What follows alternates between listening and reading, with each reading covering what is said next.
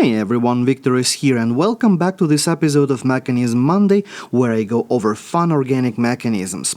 So last week I asked you if you can figure out this mechanism. Well, let's take a look at it. I'll start by redrawing my starting material, and the first step is going to be the electrophilic attack on our double bond by our electrophile, which is the bromine in this case, of course. So the electrons from the double bond go onto our bromine.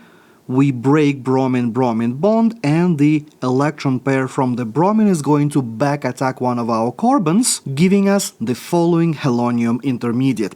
And this is where things are going to get interesting. The halonium ion can be easily opened by a nucleophile, but we already have a nucleophile in our system, which means that this bromine can open our halonium ion like so, giving us another halonium ion intermediate, and so now we are going to see the equilibrium between these two halonium ions. So next I'm going to bring my water molecule and I'm going to open my halonium ion with this water from the more substituted side like so, giving me the following intermediate after our nucleophilic attack. And so the last step here for us is going to bring another equivalent of water, since we're using it in excess anyways, and do the proton transfer like so, pulling one of those hydrogens off our oxygen, giving us the final product looking like this. So, what did you think about this mechanism? Let me know in the comments below. And if you thought that that mechanism was a little bit too easy,